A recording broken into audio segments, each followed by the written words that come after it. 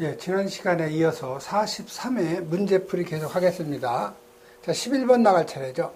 자, 11번에 보시면 이 삼류염물인 요 인화칼슘, 다시 말해서 인하고 요 칼슘의 화합물이죠. 그래서 이 인화칼슘은 CA3P2를 갖다가 우리가 인화칼슘이라고 하죠. 요 놈이 물과 반응 시하고 그다음에 발생하는 기체, 그다음에 기체의 그 오염성을 갖다가 쓰시오 이렇게 되어 있죠. 그래서 여러분이 첫 번째가 바로 요 인화칼슘하고 물과의 반응식이죠. 그래서 이 CA3P2 인화칼슘하고 요 물과 반응을 하면은 자 CA는 몇 가예요? 양이온 2가죠. 그다음에 OH는요, 예, 음이온 1가예요. 그래서 여기서 생성되는 물질이 CaOH인데, 요 CA가 2가기 때문에 OH 2개하고 결합이 되죠. 그래서 여기 2가 되는 거죠. 그 다음에 생성되는 그 기체는 요 P하고 요 H2O가 H하고 OH로 된 거죠. 그래서 요 OH는 CA하고 결합이 되고, 요 H는 인하고 결합이 돼서 요 PH3, 우리가 이걸 인화수소라고도 하고요. 또는 이걸 우리가 그 포스핀이라고도 해요. 요 기체가 발생이 되는 거죠. 요 놈은 솔리드, 고체고요. 요 놈은 기체, 가스가 되는 거죠. 그래서 여러분 이렇게 그 계수를 이제 맞춰줘야 되겠죠. 여기 칼슘이 3개니까 여기 3이 들어가야 되겠죠. 그 다음에 여기 인이 2개예요. 그럼 여기 2가 들어가야 인이 맞죠. 그 다음에 여기 산소가 여기가 지금 2개고, 수소가 지금 몇 개예요? 반응 후가 여기 6개하고, 여기 2개하고, 2개에다가 6개, 12개가 되죠. 그럼 6이 들어가야 그 수소의 개수가 12개, 반응 후 12개 되는 거죠. 산소 반응 전 6개, 반응 후 6개가 되는 거죠. 이런 식으로 여러분이 계수를 맞춰주면 되는 거죠. 다음 물음 2번은 발생하는 요 기체의 그 명칭을 쓰라는 건데, 요거 우리가 인화 수소가 가장 그 많이 사용하는 그 명칭이고요. 요걸 우리가 포스핀이라고도 해요. 다음 세 번째는 뭐예요? 기체의 그 오염성. 요 인화수소의 그 오염성이죠. 요 인화수소는요, 불에 잘 연소가 되는 가연성이면서, 그 다음에 인체에 매우 독한 그 맹독성이죠. 요게 바로 그 인화수소의 오염성이죠. 그 다음에 여러분이 요 인화칼슘이 산하고 반응이 돼도 마찬가지로 포스핀 기체 발생하는 거, 요게 염산 HCl하고 반응이 되면요, CaCl2, 칼슘이 플러스 2가기 때문에 Cl, 요 Cl이 음이온 1가죠. 그래서 2개하고 결합이 되고, 마찬가지로 요 P하고 H하고 결합이 돼서 PH3가 되죠. 개수 맞춰주려면 칼슘이 3개니까 여기 3 해줘야 칼슘이 3개. 그 다음에 인이 이쪽이 2개니까 여기 2 들어가야 되겠죠. 그 다음에 그 반응 후에 수소가 지금 몇 개예요? 6개죠. 6개니까 여기 6이 들어가야 되겠죠. 이런 식으로 여러분이 그 개수를 이제 맞춰주면 되는 거죠. 다음 12번 넘어가죠. 자, 12번은 지정수량의 그 배수를 계산하는 공식이에요.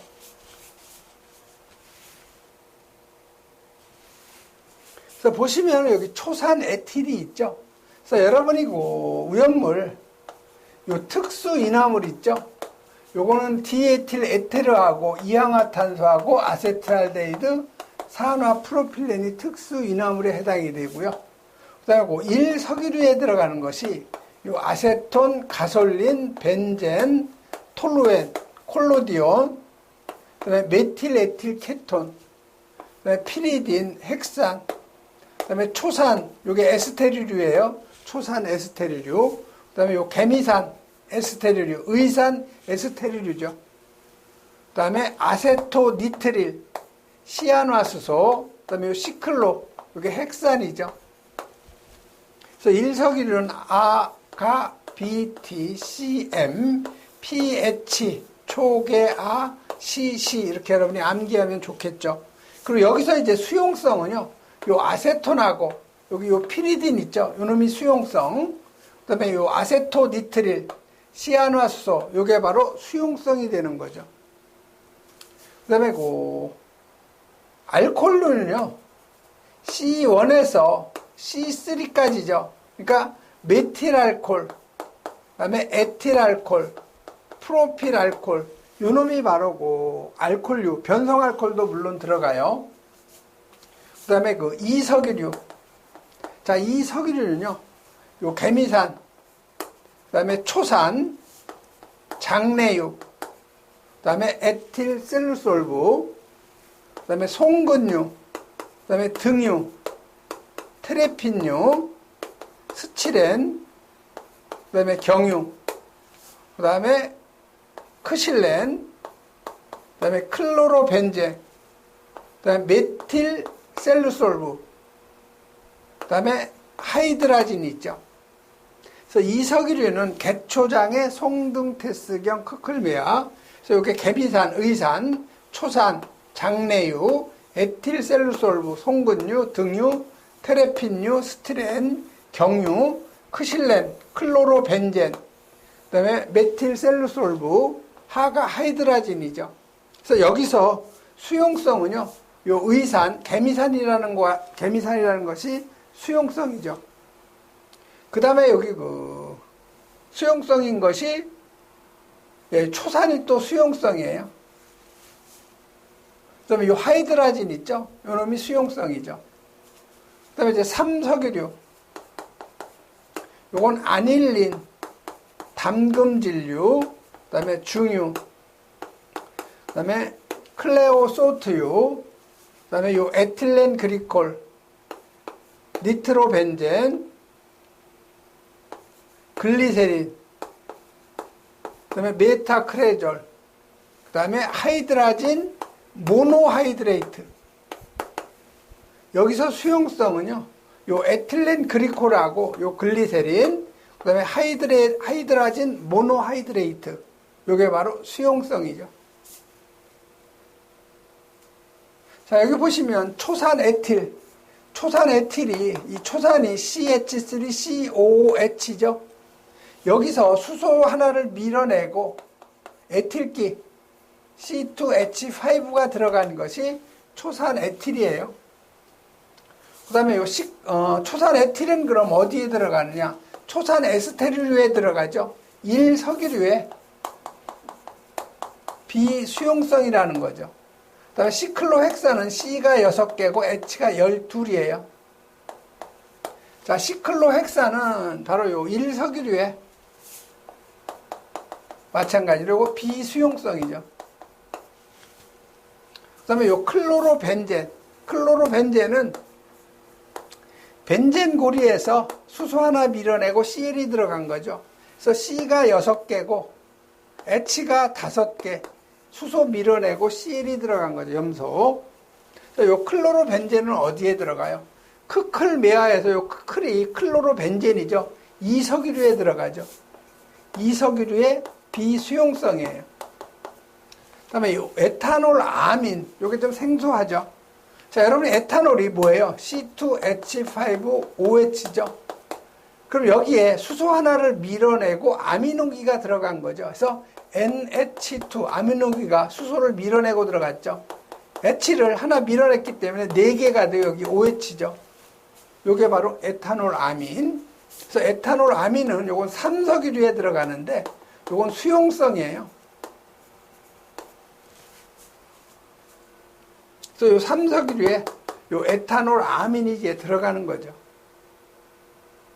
자, 그럼 지정수량의 배수는 저장수량을 지정수량으로 나눠주는 거죠. 자, 초산 에틸이니까 1석유류의 비수용성이죠. 그래서 1석유류는 200리터죠. 지정수량이. 요게 200리터.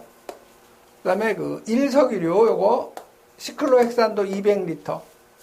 그 다음에 요 클로로벤젠, 요 클로로벤젠은 이석유류에 들어가죠. 그래서 그 이석유류는 지정수량이 얼마예요? 1000리터죠. 비수용성이. 그 다음에 그 에탄올 아민은 3석유류죠. 3석유류는 지정수량이 5, 2, 4, 12, 2000리터죠. 수용성이니까 4000리터가 되는 거죠. 그래서 저장수량을 지정수량으로 나눠주면 돼요. 자, 초산에틸 저장수량 200을 지정수량 200으로 나눴고요. 두 번째 시클로헥산 저장수량 500을 지정수량 200으로 나눠준 거고요. 그 다음에 클로로벤젠 저장수량 2000을 지정수량 1000으로 나눠주는 거죠. 그 다음에 에탄올 아민 저장수량 2000리터를 지정수량 4000리터로 나눠주면은 지정수량의 배수는 6배가 되죠. 그래서 여러분이 그 특수인화물부터 여러분이 동식물류까지 요 지정수량 꼭 여러분이 암기를 해 놓으셔야 돼요. 5월 24일 요 수용성이죠. 5월 24일 그 다음에 10월 20, 그 다음에 6일, 그 다음에 동식물류는 10,000리터에서 요 사료연물의 지정수량은 꼭 여러분이 정리해 놓으셔야 되고요. 다음 13번은 이것도 방화상 유효한 담의 높이를 갖다가 계산하는 그 공식이 시험에 아주 잘 나와요. 그래서 그 보시면은 제조소 외벽의 높이가 2m고 제조소하고 인근 건축물과의 거리가 5m, 방화상 유효한 담과의 거리가 2.5m, 인근 건축물 높이 6m, 상수는 0.5라고 되어 있죠. 이걸 여러분이 그림으로 나타내면은요, 이렇게 되는 거죠. 그래서 여러분 시험에 잘 나오는 것이 요 보정 연소 한계곡선하고 연소 한계곡선, 연소 우연 범위를 그림을 그려주고 여기에다 가로넣기로 시험에 잘 나와요. 그러니까 여러분이 꼭 이거 정리해 놓으셔야 되죠. 그 다음에 각 요 명칭 있죠? 요거에 대한 그 명칭. 그래서 요 A는 제조소 등의 외벽의 높이, 요 H는 방화상 유효한 담의 높이, 요 대문자 H는 인근 건축물 또는 공작물의 높이. 그래서 소문자 D는요, 제조소 등하고 방화상 유효한 담과의 거리. 그다음에 대문자 D는 제조소 등하고 인근 건축물 또는 공작물과의 그 거리죠. 그래서 이건 여러분 그 가로넣기도 잘 나오고요. 아니면 쓰라고도 실제로 많이 나와요. 그래서 요 문제에서 지금 요 방화상 제조소 등의 외벽의 높이를 지금 얼마로 하라고 되어 있냐면 2m라고 되어 있어요. 그 다음에 요 제조소 등하고 방화상 유효한 요 담의 높이까지가 2.5m. 그 다음에 제조소하고 건축물까지의 높이는 5m로 되어 있죠. 그 다음에 인근 건축물의 높이 요 대문자 H는 6m예요. 그러면 인근 건축물의 높이가 요 계산한 값보다 작으냐 아니면 계산한 값보다 크냐. 그래서 이 계산한 값보다 작을 경우에는 방화상 유효한 담의 높이를 2m로 하라는 거고요. 요 H, 대문자 H가 클 경우에는 요 계산 공식에 의해서 하되 4m가 넘을 경우에는 4m로 한다 이렇게 되어 있죠. 그래서 이 공식에 이제 대입을 하면 돼요. 그래서 요 H가 PD의 제곱 플러스 A인 경우 방화상 유효한 요 담의 높이는 2m로 하라는 거죠. 그다음에 요 H가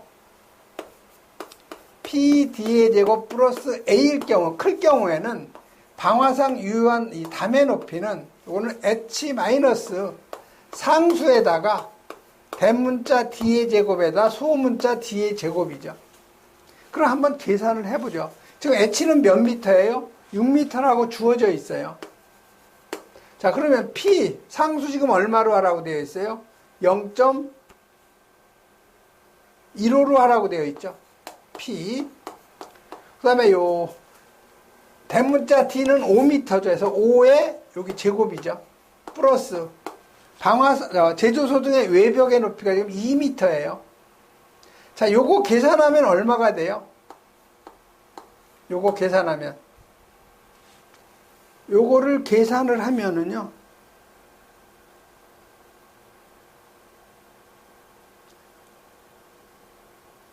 5.75m가 되죠. 자, 그러면 요 H가, 즉 인근 건축물의 높이가 계산한 값보다 어때요? 크죠? 자, 클 경우에는 이 공식을 적용하라고 그랬죠. 그래서 방화상 유효한 담의 높이는 H가 6m예요. 마이너스 상수가 지금 0.5가 아니고 이게 0.15죠. 예, 이게 0.15에 5가 아니고. 그래서 상수 0.15에다가 D, 대문자 D가 지금 5m죠. 그래서 5의 제곱 마이너스 소문자 D가 2.5m죠. 그래서 2.5m의 제곱 해서 여러분이 방화상 유효한 요 담의 높이를 여러분이 계산을 하면 3.19m가 나와요. 그럼 아까 뭐라고 그랬어요? 보시면 여기 중요한 게 산출된 수치가 2m 미만일 때에는 담의 높이를 2m로 하고요. 요 H를 4m 이상일 경우에는 담의 높이를 요 H 유효한 높이를 4m로 하라는 거죠. 즉 다시 말하면 요 H는 최소 2m에서부터 최대 4m까지 하라는 거예요. 자, 계산한 값이 요 사이에 됐죠? 그러니까 당연히 요 값을 그대로 적용을 하면 되죠.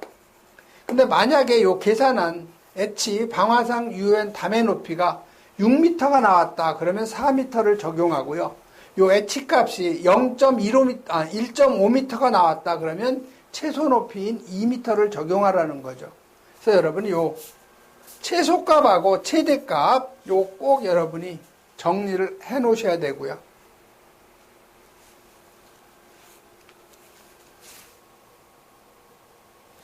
그 다음에 여기 중요한 것이 여러분이 여기 요 상수값 P예요. 문제에서 주어지는 경우가 대부분인데 안 주는 경우가 있어요. 그래서 여기 보시면은 요 목조 건축물이거나 아니면 방화문이 없는 경우에는 상수값을 0.04로 하고요. 그 다음에 그 건축물이 방화구조이고 그 다음에 을종 방화문이 있을 경우에는 상수값을 갖다가 0.15로 한다는 거. 요 꼭 여러분이 암기하셔야 돼요. 상수값 안 줄 수도 있는 거예요. 다음은 14번으로 넘어가죠.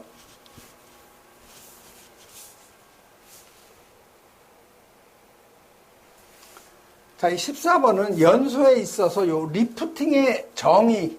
자, 리프팅이라는 것은 이 버너에서 가스가 분출될 때 이 화염이 이 버너의 노즐로부터 한참 떨어져 가지고 연소하다가 꺼지는 거. 이걸 우리가 리프팅이라고 하죠. 아, 요 꺼지는 것은 블로우 오프고요. 이렇게 떨어져서 화염이 버너로부터 이렇게 떨어져 있으면서 연소되는 거. 요걸 우리가 리프팅이라고 하고, 이 화염이 아예 꺼지면 그 블로우 오프라고 하는 거죠. 그래서 정의는 요 기체 혼합기, 즉 버너죠.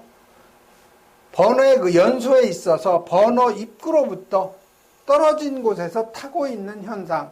요걸 우리가 그 리프팅이라고 하고요. 이 발생 원인은요, 그 가스의 그 분출 속도가 연소 속도보다 클 경우, 다시 말해서 빠를 경우, 요 리프팅이 발생한다는 거 같이 여러분이 정리해 놓으시고요. 다음 15번 넘어가죠. 자, 유류 탱크에서 그 화재가 발생했을 때 발생하는 현상 중에서 요 슬롭 오버하고 요 보일 오버에 대해서 간단히 쓰라고 되어 있죠.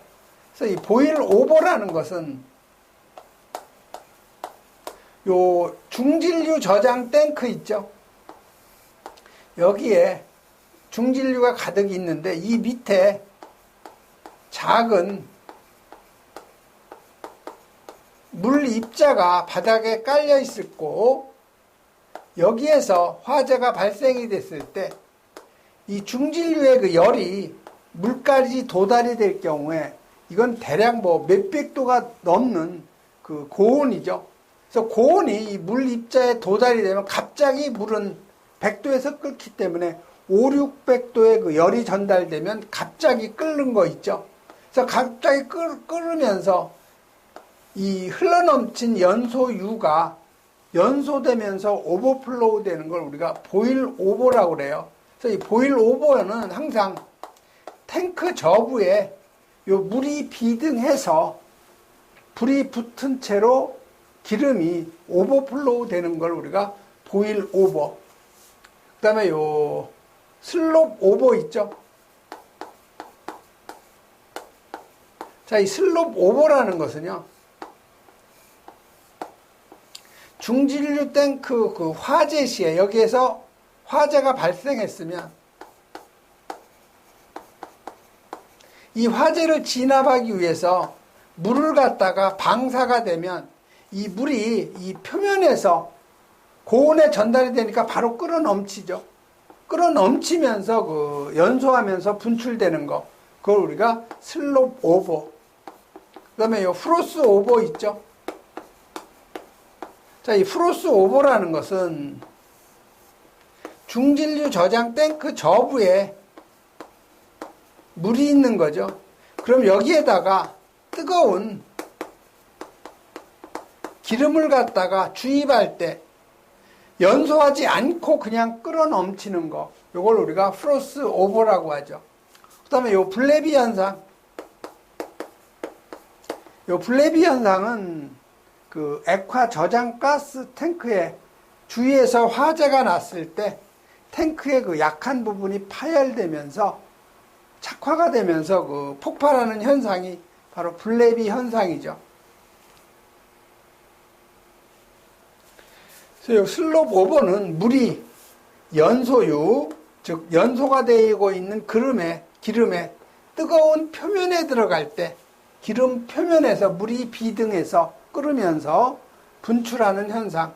그다음에 보일 오버는 중진류 저장 탱크 화재 시 탱크 바닥의 물이 갑자기 비등을 해서 유류가 연소하면서 분출, 즉 오버플로우가 되는 현상에서 여러분이 그 머리에 잘 여러분이 정리만 해놓으면 쉽게 여러분이 쓸 수가 있는 거죠.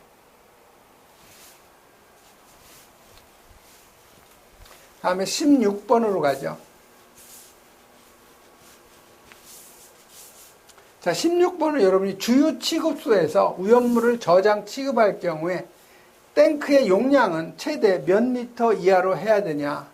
자, 이 자동차에 주유하기 위한 요게 고정 주유 설비예요. 자동차 등에 주유하는 거. 요거는 전용 탱크가 요게 5만 리터 이하죠. 그래서 최대 5만 리터까지 할 수 있는 거고요. 그 다음에 요 고정 급유 설비예요.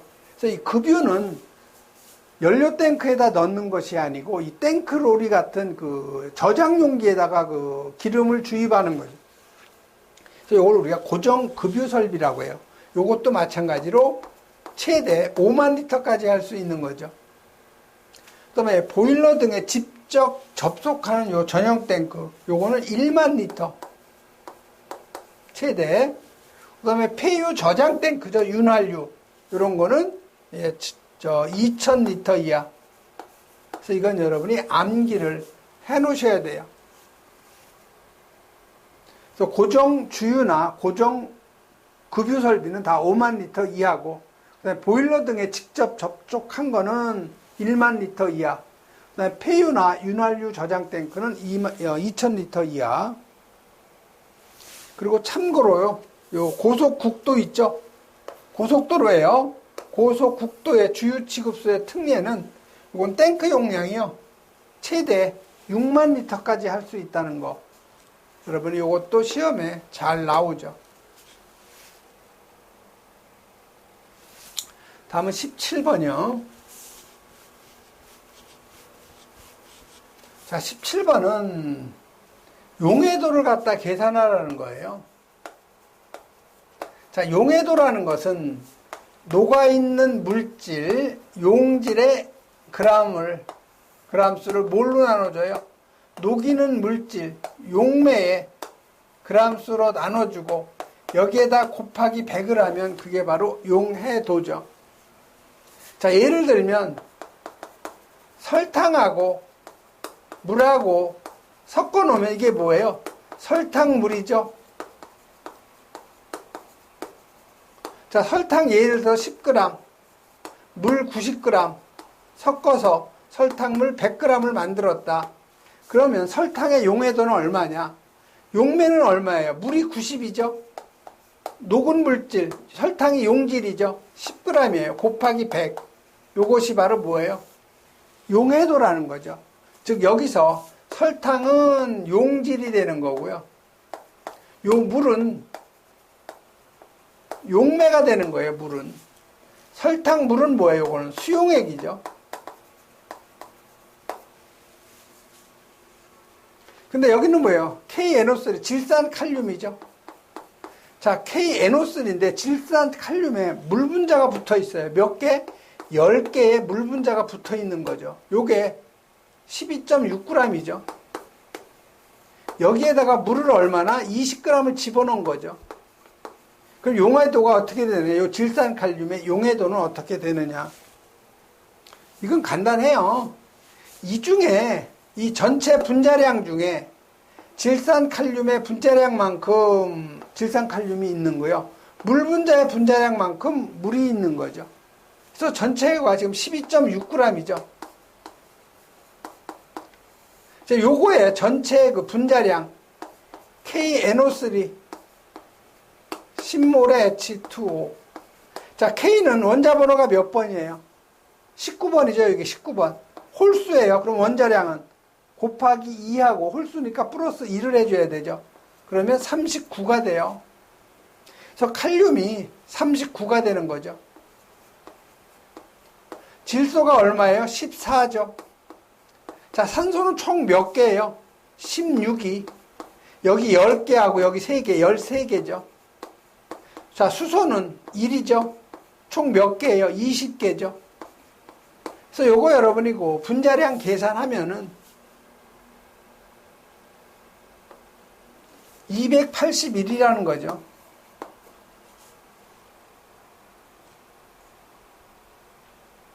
아니면 여러분이 요거 간단하게 하려면 이렇게 하면 되겠네요.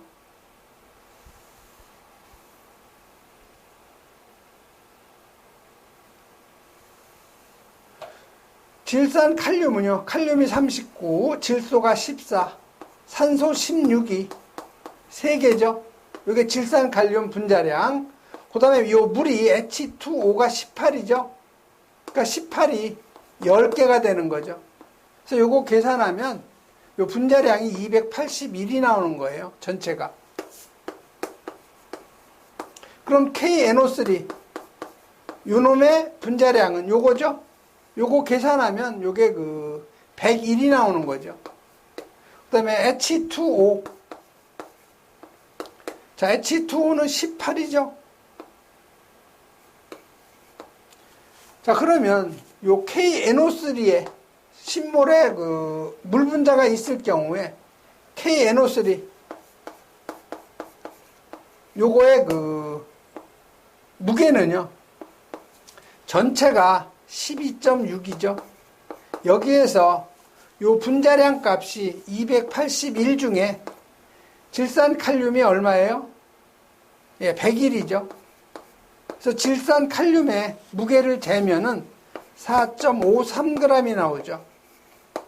그 다음에 물은, 이 중에 물은 12.6 중에 281 중에 물이 10몰이니까 180이 있는 거죠. 그래서 요거 계산하면 8.07g이 바로 물이라는 거예요. 그럼 이제 이 공식에 여러분이 적용을 하면 돼요. 용질, 녹아있는 물질, 이게 4.53g이죠. 질산칼륨.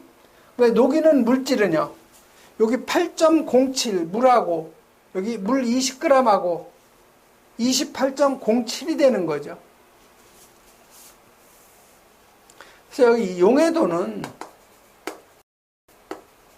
녹아있는 물질, 질산칼륨이 4.53g이 녹아있는 거죠.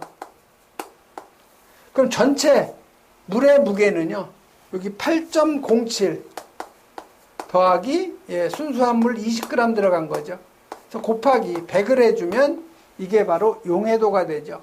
그래서 계산하면 이게 16.14가 나오는 거예요. 그래서 용해도는 단위가 없어요. 무차원이죠, 무차원.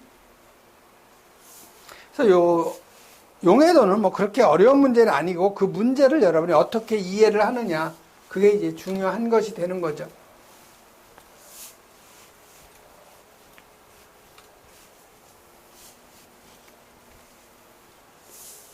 자, 다음 18번은 부피하고 증가율을 갖다 계산하라는 건데요. 그래서 이 부피 증가율은요,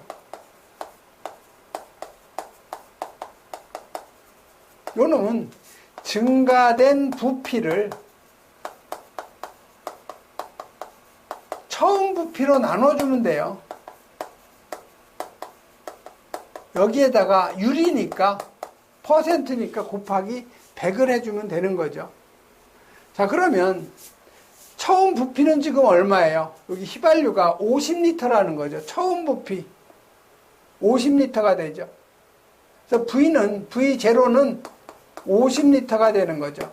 그럼 나중 부피는요, 처음 부피에다가 1 플러스 팽창률 베타에다가 온도 증가율 델타 T를 곱하면 되는 거죠. 그래서 나중 부피는요, 처음 부피가 지금 50이죠. 1 플러스 요 부피 증가율 팽창 계수가 얼마예요? 0.00135죠. 여기에다가 증가된 그 온도는 5도에서 25도니까 25-5에서 20도씨가 바로 증가된 온도죠. 그래서 여러분이 요거 계산하면 51.35리터가 나중 부피가 되는 거죠. 즉 온도가 20도 올라감으로써 팽창이 된 거죠. 그럼 여기다 그대로 대입을 하면 돼요. 부피 증가율.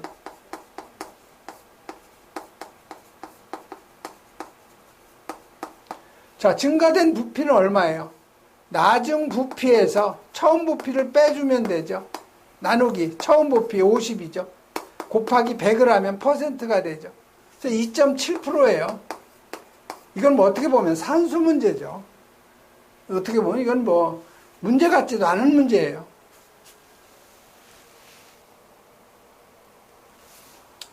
다음에 19번은 산화 에틸렌에 물을 첨가해서 제조하는 물질이죠. 자, 에틸렌이 뭐예요? 에틸렌이 C2H4죠. 여기에다가 산화시켰으니까 산소와 결합시켰다는 거죠. 요게 산화 에틸렌이에요. 여기에다가 물을 갖다가 첨가한다는 거죠. 자, 물은 수소하고 OH로 그 결합이 된 거라고 그랬죠. 그래서 계산하면은, 자, C가 2개. 자, 요 H가 여기로 들어가는 거죠. 아니죠. C2.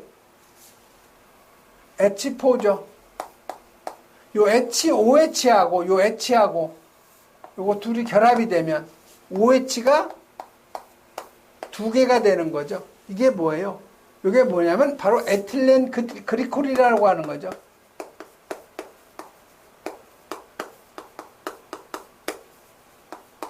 우리 그 니트로 그리콜을 만드는 원료에 어떻게 보면 이게 그 삼석유류죠. 새 사료에. 그래서 이게 우리가 CH2OH, CH2OH라고 그랬죠. 요 놈이 바로 C가 2개고 H가 4개고 OH가 2개인 거죠. 이게 바로 에틸렌 그리콜이에요. 이 물질에 대한 물음 1번이 화학식이죠. 물음 1번 화학식 에틸렌 그리콜. 요건 분명히 요건 제4류의 제3석유류에 해당이 되죠. 제3석유류 보시면은 아닐린, 담금질류, 그 다음에 중유, 클레오소트유, 에틸렌 그리콜, 여기가 에틸렌 그리콜이죠. 그 다음에 니트로벤젠, 그 다음에 글리세린, 그 다음에 메타크레졸, 그 다음에 하이드라진 모노하이드레이트. 요거에 바로 요건 글리세린. 요 두 개가 수용성이에요. 그래서 여기서 품명은 제4류의 제3석유류에 해당이 되죠. 그 다음에 3번은 뭐예요? 지정수량을 물어봤어요. 자, 3석유류는 지정수량이 원래 2000리터죠. 그러니까 수용성이니까 수용성은 4000리터죠. 그래서 3번은 바로 지정수량이 4000리터가 되는 거죠.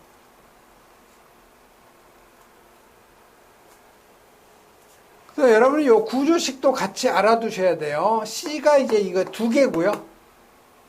이 탄소를 중심으로 H가 각각 두 개씩 결합이 되고요. 여기에 그 OH가 들어가 있는 거죠. OH가 이쪽에 들어가 있는 거죠. OH. 그래서 여러분이 구조식도 같이 여러분이 정리를 좀 해 놓으시고요.